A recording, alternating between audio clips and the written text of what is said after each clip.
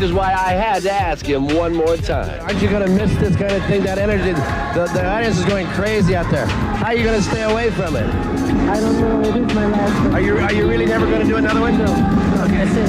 Thank you. Original, you are that Tommy Mottola, right? I am that guy. The business and his life and artists he's worked with. You pretty much, you don't hold back. Hitmaker, the man in his music is the book. I remember there was a moment working at MTV. I was right there when Michael Jackson came out and made some really explosive comments about who you are and the relationship between you and he. How did you first start working with Michael? And what did you think? we worked together probably 12 years or more prior to that. Because Michael didn't come out and make public announcements often, so the whole world was watching. And this is what he said. The record companies really, really do conspire against their artists. They steal, they cheat, they do whatever they can, especially the black artists. Sony, Tommy Mottola. Tommy Mottola is the president of the record division. He is a mean, he's a racist, and he's very, very, very devilish. Devilish. Right. So the next day I wake up and I see my picture in the paper with devil horns on the front page, right? Yeah. Success that he had achieved, and this is the greatest talent in the world, or one of the greatest talents in the world ever. To not have that, and then all of the pressures being put on him with all those allegations, it was tremendous pressure. So, he just lashed out at that point, and that was that. And then you guys reconciled. Absolutely. After so y'all became cool again. We were in business together. Yeah. We jointly owned the Beatles catalog with him. We had his recording contract. We had to make records together, and we got together and started doing business. Almost like nothing had ever happened. Nothing had ever happened. Were you shocked when you found out about his death? I was, I was terribly shocked because it happened. Yeah. But not that it happened. Do you know what I mean? Explain that. I mean, Michael had really not taken care of himself, in my opinion, and everybody around him never really watched him the way they should have, and was, in a lot of ways, were around him for all the obvious reasons. This was a money machine, simple as that. And there's no finger pointing, but at the end of the day, there were a lot of yes people. Most of them were all yes people. I was one of the few guys that said no. Yeah. And I was also one of the few guys that, as a result of that, A, had his respect, but B, was the subject of him when he wasn't happy as well. Yeah. So, I just wish that people were there to have a stronger hand in what was going on and what was not going on. But, coulda, woulda, shoulda, no one really knows all the facts because no one was really there. Sad thing is Michael's not here. That's the pathetically sad thing to have that great a treasure. That's ever. I'm not even going to pigeonhole and just say hip hop. No, you should. Out of production. I met Jennifer Lopez before. Yeah. You had Corey working with her. You were one of the first to put those young black executives out front, give them their branding, help them build their empire. We took Puffy and Ja Rule and put them on Pop Records, if you remember. That's right. Whether it was J-Lo or... So these mega Michael Jackson, Shakira. There aren't. You don't see the mega count stars. them on three fingers. You got Taylor.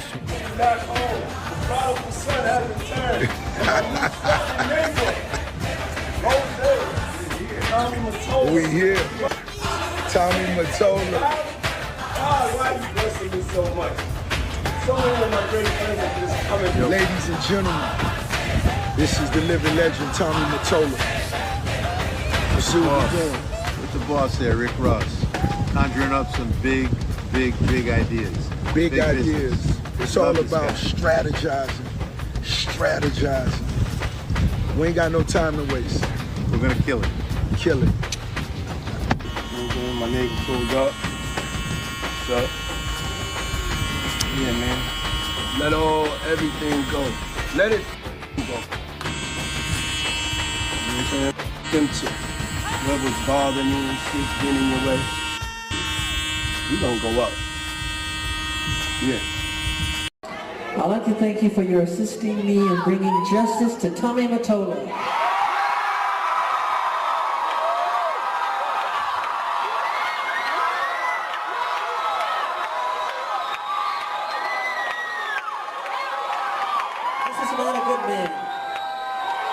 He's a racist.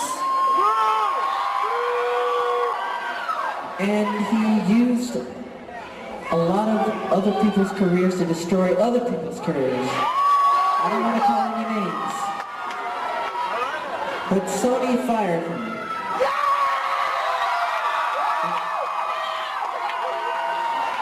It was you. It was you who put your heart on the line. It was you who stepped forward to defend someone you love. It was you on a worldwide basis who supported me. What was the Me Too movement? And I've spoken to other people that were victims of it, and they alleged to me that a lot of it has to do with publishing rights.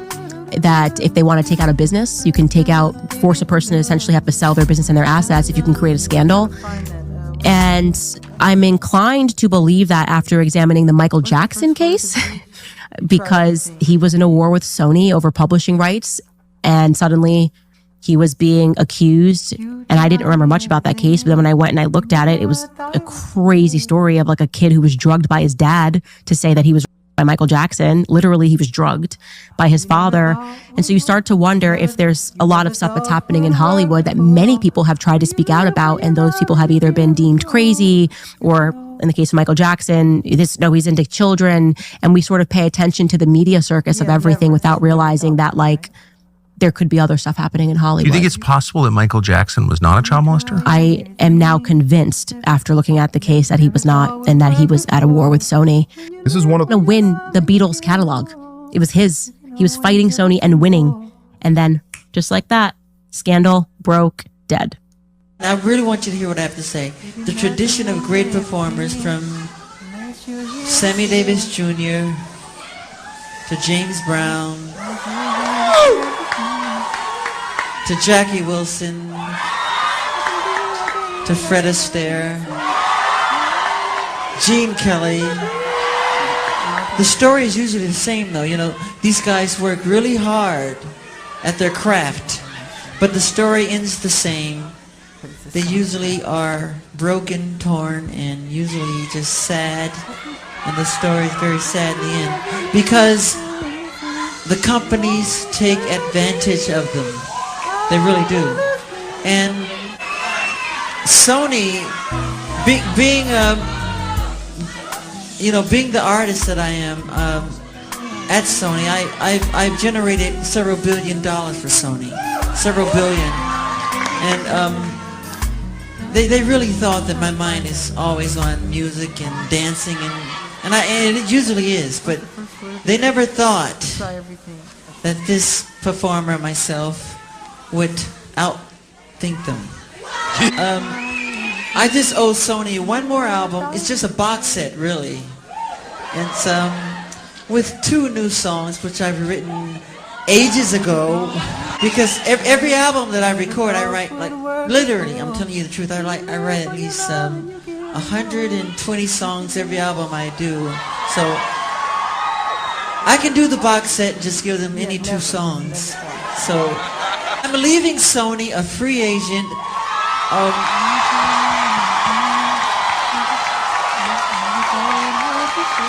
Owning half of Sony. So I own half of Sony's publishing, and I'm leaving them, and they're very angry at me because of it. But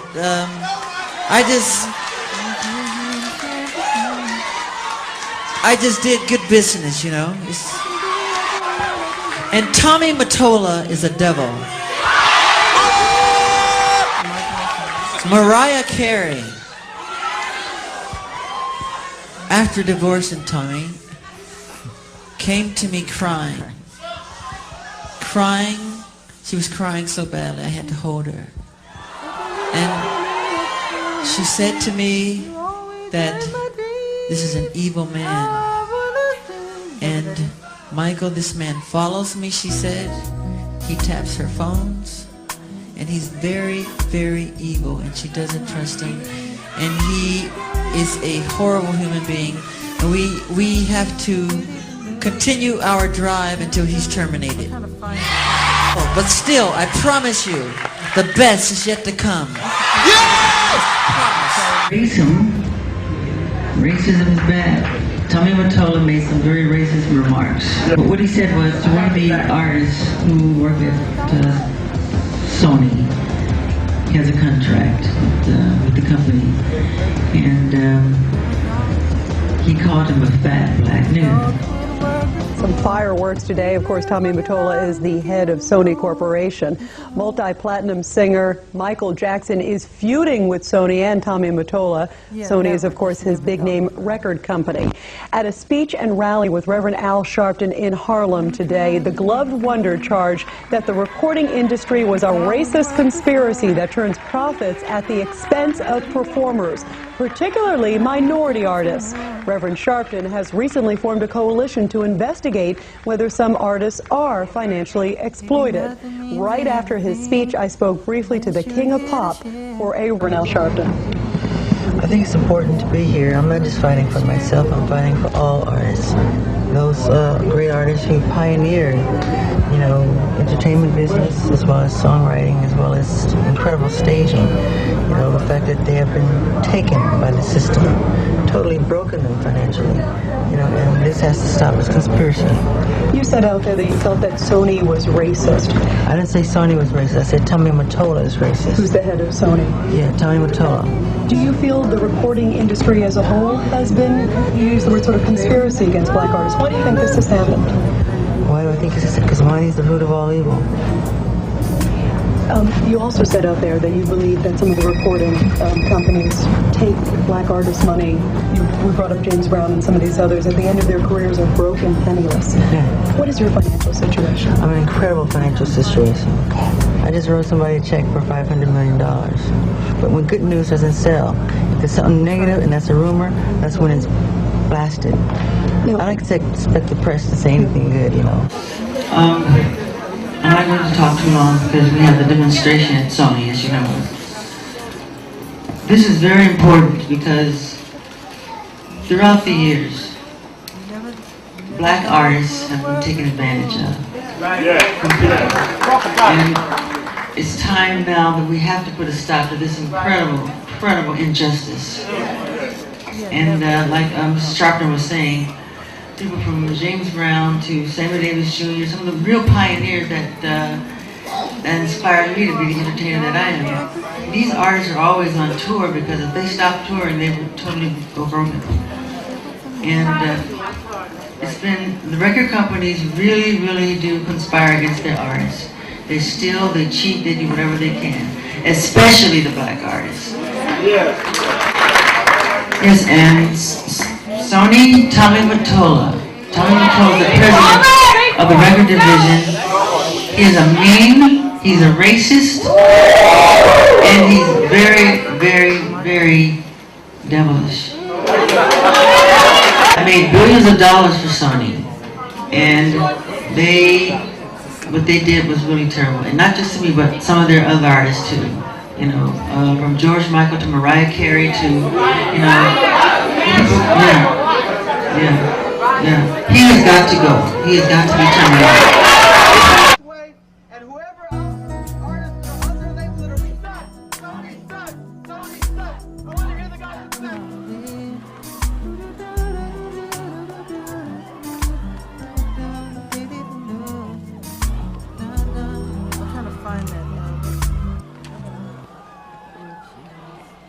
What's the first word of the bridge? You try everything. Okay. Since my third album, I wasn't really taking large advances from the recording companies. I was recording the albums myself in my own studio. So the way I looked at it, I owned the work because I paid for it. And I did all the work. I created it, so I felt like it should belong to me. That said, the companies felt otherwise, and they would always hold this contract up and say, well, you signed it. And I say, well, I understand that. It's not like I want to leave. I just want to, talk about this thing and see if we can't make it more fair.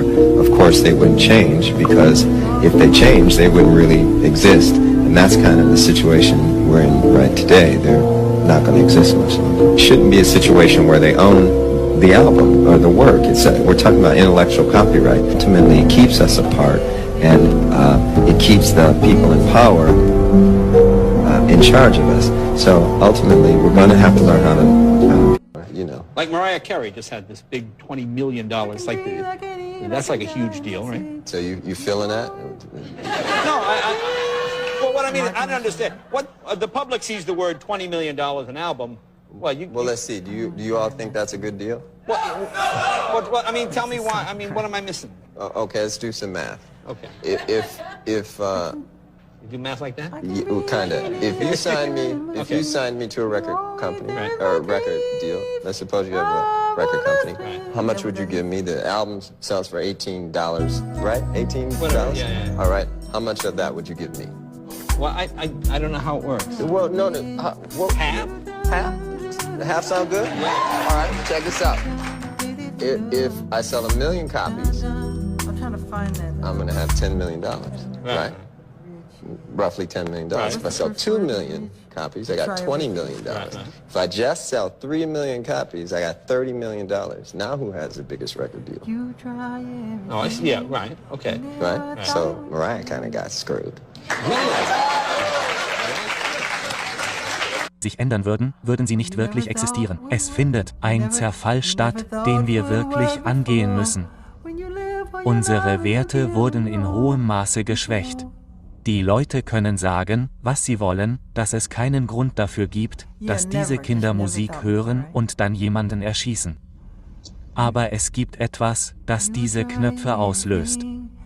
Plattenfirmen verschwören sich wirklich gegen ihre Künstler. Sie stehlen, sie betrügen, sie tun, was sie können. Wir können nicht einfach sagen, oh, es ist okay, dass Leute Geschäfte super kompliziert machen und sich bei Verträgen absprechen und uns nicht als Menschen, als Künstler, Sportler und Schauspieler betrachten, für die wir bereit sein müssen, einzustehen, um etwas ändern zu können. Wenn sie dich nicht kontrollieren können, werden sie dich ruinieren. Also habe ich dieses Wochenende angefangen, darüber nachzudenken, was wäre, wenn wir einfach mal für eine Sekunde damit aufhören würden, all diese Künstler zu beschuldigen, verrückt zu sein, und stattdessen anfangen würden, einige der Dinge zu untersuchen, die sie getan haben. Why is Sony like that? I don't know. But Michael Jackson told me never to sign with them after, do you not remember when Michael Jackson went on stage and said, Sony Records? Michael Jackson said, Aaron, don't ever sign with Sony. And I did it, and I regret it. It's the biggest regret of my life, is signing with Sony Records and Sony Red. Recognition I got on Fool's Gold. Nobody. Billboard shunned me. No recognition. None of my sound scans were reported. Top 40. Almost 2 million record sales. Where is my recognition? Where is my money, Sony? Like, you know you owe me millions of dollars, right? Like, come on, dude. Every time I go on my YouTube channel, Sony Records and Steve Zapp strike my channel every time I play Sony on there. Or my album I made gave me $60,000 in advance, which is nothing for an artist of my stature and my record sales. And I took it because I was like, I want, that label of Sony Records having me. When I released it on my own and got 3 million streams in 1 minute by myself off of RakisRecords.com. Sony should pay me. Brad Paisley won $12.3 million from Sony for doing the same thing. And they're the guys that are out there. I'm not scared of you. So, okay. Then we're going to go to court and I'm going to win my millions of dollars. And you know what I'm going to do? Just because I'm a good guy, I'll give half of that money to organizations that deserve it. And I'll prove it to you and I'll film it to you on camera. Just because I don't care about money. I care about it. We obviously needed to live, right? I made this hand and foot on my own when I was broke damn near on my renting a house in Malibu. Alright, I came up with all of the chord progressions, everything, put the team together, spent over $150,000 over 6 figures on all of the project, did it myself. And that's how you're gonna repay me, guys? That's how Sony's gonna repay me, literally, analytically, and physically? That's not right. That's not right. Alright? I know that JoJo went through a similar situation where they were holding her publishing and shelving her album, but this is way bigger than that. No offense, JoJo. This is way bigger. I got the numbers, the sound scans, the 500 million streams. What the fuck? Okay. And Sony owes me money. That was the marketing. Sony owes me money. That's why everyone keeps trying to attack me and destroy all my money-making things and my shows and my concerts, because I'm calling out on all the people that owe me money. Well, yeah, I mean, that album, sooner or later, like I said, does Where's my money? 90 Sony million. Records, pay me my money. And that was your first album in how many years? Try everything. Michael Jackson, man, told me never to sign with Sony Records, and now I know why he did. Michael Jackson told you never to sign with Sony, because he had a bunch of problems with Sony. He went on stage and flicked them off and said F you to him.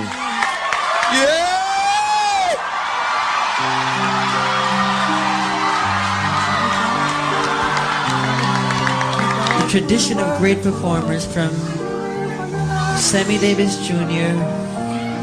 to James Brown to Jackie Wilson to Fred Astaire, Gene Kelly. The story for my brother who is a artist, and they're after my life. My whole family is after my life, and they're setting me up. And Sony Records owes me $3.5 million, and they don't want to pay me, and it would be in their better interest, just like Michael told me. They owe me money, and they're trying to off. And I'm begging you and I'm pleading you, help me raise $100,000 as soon as I can so I can move to an undisclosed location where I am safe. They had cops come and check for a rope in my garage saying I wanted to hang. I find this all super crazy because at the same time, Aaron Carter was also saying that Sony was involved in this plot to unalive him. And during this time, the Backstreet Boys had came back and they were still signed under Sony. For weeks, whispers about a series of damning recordings have floated around, hinting at hidden truths from the days when Aaron Carter, long dismissed by some as a troubled teen pop star, claimed to have evidence that could dismantle the carefully... I remember we got into Tommy Mottola's office and we were singing, and he was like fiddling around on his desk and he wasn't even paying attention. And I just stopped us in the middle of our first song. I was like, can you at least act like you're paying attention and not look out the window while we're singing? Because I didn't smoke today. I'm like 15, cursing out Tommy Mottola. Do all the title Tommy Boy to learn about his history, and really, Michael Jackson was outwardly talking even about the things that Mottola had done to Mariah Carey. He referred to Tommy Mottola as the devil. He said he's not the kind of person that you want to go to war with.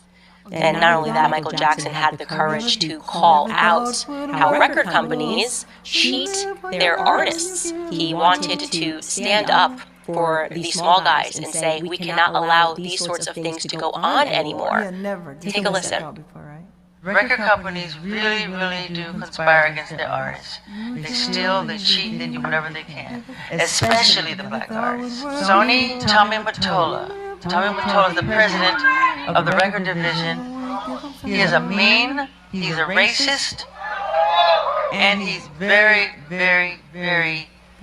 Ever heard whispers about Tommy Mottola being more influential than Diddy? Let me spill the tea. Tommy Mottola, legendary music exec, but also dubbed a cruel devil by Michael Jackson. Why? Let's dive in. Mottola, once the head of Sony Music, wielded immense power shaping the careers of superstars. But Michael Jackson accused him of exploiting artists, labeling him as ruthless. Jackson wasn't alone. Many whispered that Mottola's influence surpassed even P. Diddy's. So, what's the deal with P. Diddy? While Diddy made waves with Bad Boy Records, Mottola had a grip on the entire industry. Conspiracy theories suggest that Mottola's behind-the-scenes maneuvers control the fates of countless artists. Intriguing, right? Diddy's sex trafficking case isn't just about one mogul. It's about the system that enabled him.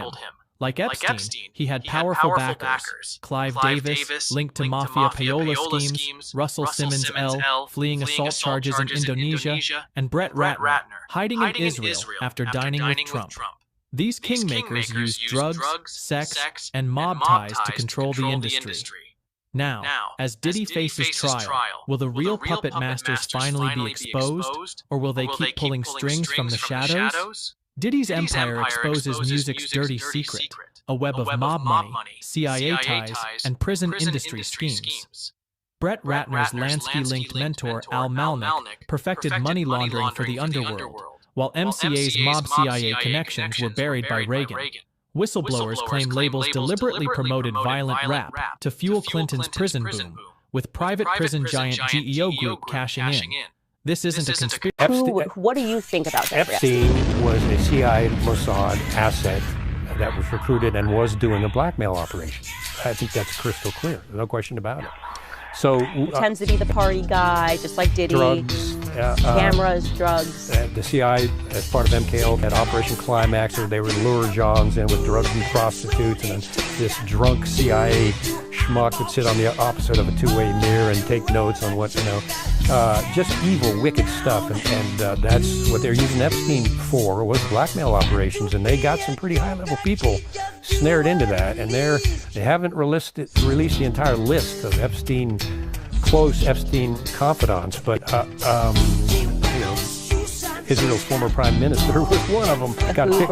Yes, they got a picture of him visiting Epstein at his New York apartment, and he was well connected to Epstein, but that was all in secret. But that is the intelligence part of Mossad, and of course they couldn't do that without coordinating with the CIA. So that I ask this question now. The more I learn, there just always seems to be this connection between the CIA and the Mossad. I'm going, is it just? Nope. They're the same organization. I think the more you look back into history, and it's always somehow the CIA and the Mossad is there on the day that JFK gets shot. We learn about like MLK. We learn about 9/11, and then just going, okay, why does it seem like there's a union here, a marriage here?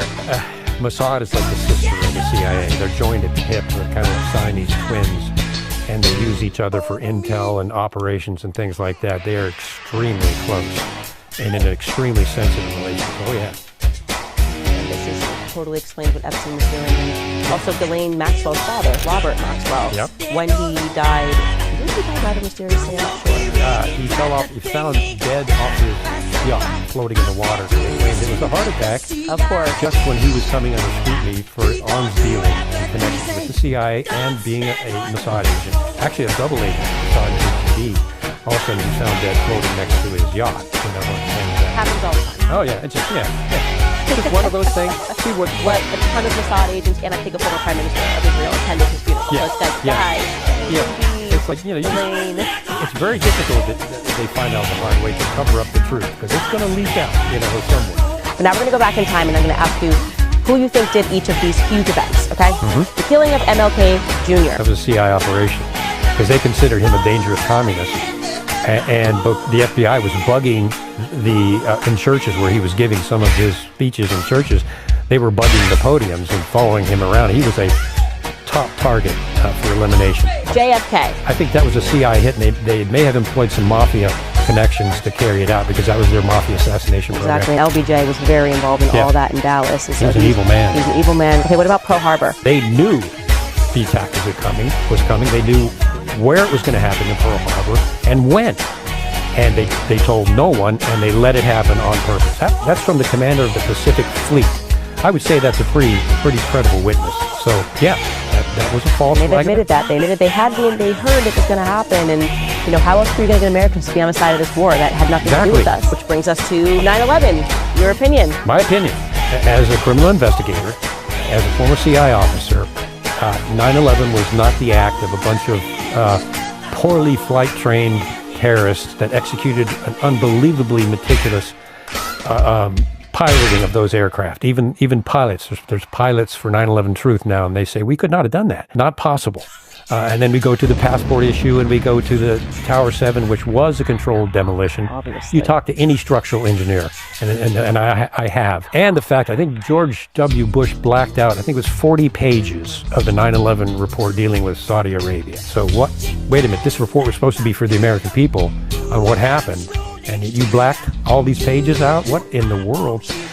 I do not think that it was a bunch of poorly trained or untrained terrorists that did it. I think there was another source behind it. I think it was intentional. And I'm going just from a criminal investigative perspective, just looking at the evidence, what evidence we have, that was an intentional act. And it would fall right into the MO that you and I are talking about. Horrible event. Because human life does not matter to the shadow government deep state, or especially the CIA. It does not matter. Their pawns on their chessboard. They don't care that 3,000 people were horribly killed that day, but it achieved the aim of gutting the U.S. Constitution, bringing in the horrific Patriot Act, giving the CIA unthinkable authority for secret prisons and torture beyond waterboarding and secret renditions and all of that. The FBI, the ability to spy on Americans, came out of the Patriot Act. So it was the perfect national security state energizer that the Patriot Act was, and 70 of the congressmen and senators that read the Patriot Act didn't even read it. They just signed off on it without even reading the bill. So, yeah. I mean, that's my view. Interest in the Diddy case was similar to my interest in the Epstein case initially, in that, the way the media narrative is about these cases is sort of, very focused on either Diddy or Epstein, and like they were the mastermind of also, how this broader, I guess, oligarch network that also has a lot of ties to the Epstein situation sort of pop up in the record industry with direct connections to Bad Boy Records and Bad Boy Entertainment, and some of these other business ventures of Sean Combs. But as I understand it, he's already had aspects of the legal process have already advanced, and I think his trials did deal with Clive Davis's Arista Records, when they were created. And this is also true of his mentor Andre Harrell at Uptown Records. Uptown Records wouldn't have been successful if it wasn't for their distribution deal with MCA, for example, which is now Universal Studios. I think the same is true for Russell Simmons' label Def Jam, but I think in their case it was CBS Records, which is also related to sort of the Clive Davis story. Clive Davis recording subsidiaries. He got involved in this major payola scandal, which is basically, generally payola is when there's bribery. Was known for sort of being a fixer at the label and supplying, these stations they were, allegedly bribing, and also just other people, artists, under the label and whatever, with drugs, with prostitutes, with all sorts of things. Clive Davis, mainly, I believe, the Genovese crime family, which had, kind of a long and storied history in the music industry through like Roulette Records and figures like Morris Levy, who, for example, funded the first hip-hop label, Sugar Hill. And so, like Suge Knight, and also his bodyguard, former bodyguard Gene Deal, of sort of training Diddy in this using drugs and sex to control people.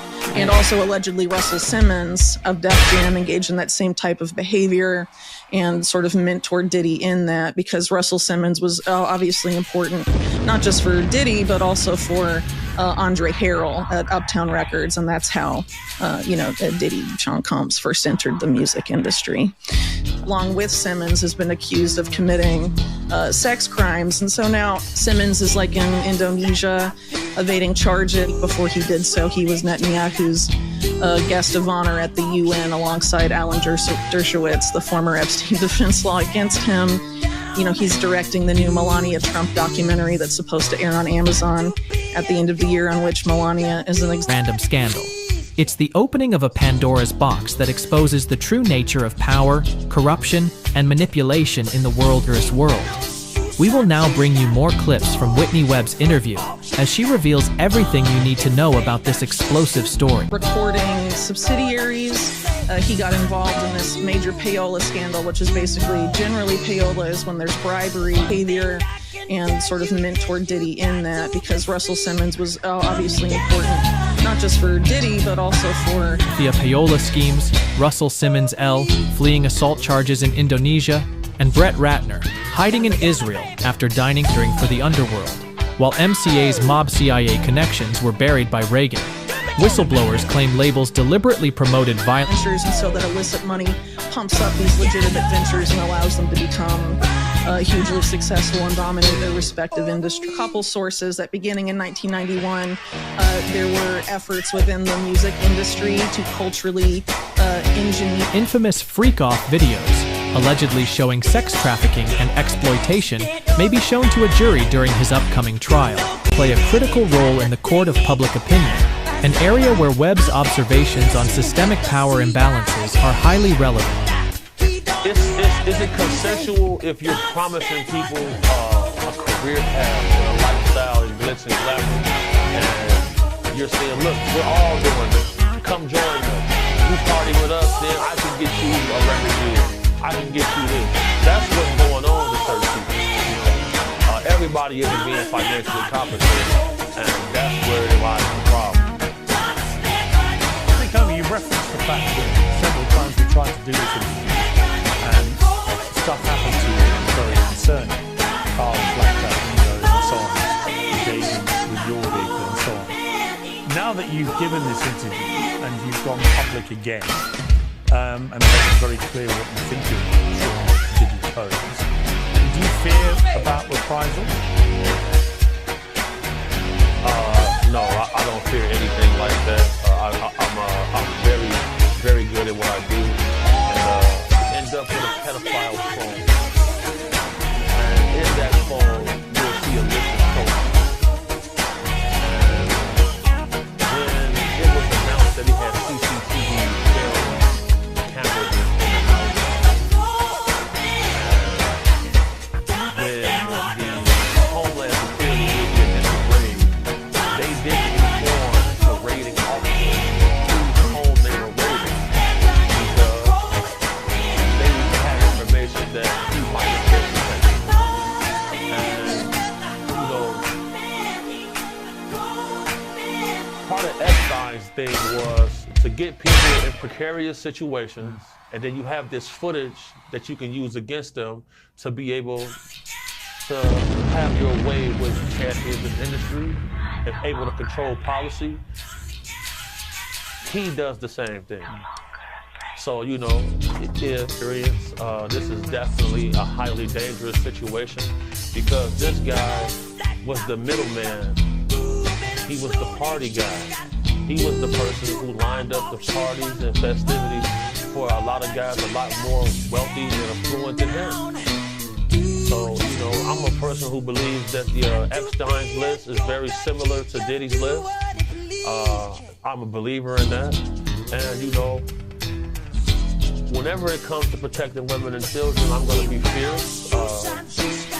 Big up to my sponsor, Stallion Gear, for putting up funds to help us go out and help people. I want to salute Michael Franzese because he's probably the only famous person who donated to our campaign for protecting women and children, going down to the orphanages and passing out toys and gifts. But at the end of the day, us as men, we must learn to police ourselves in our own community because if not, these type of activities... Why do you believe that Hollywood was created by the CIA?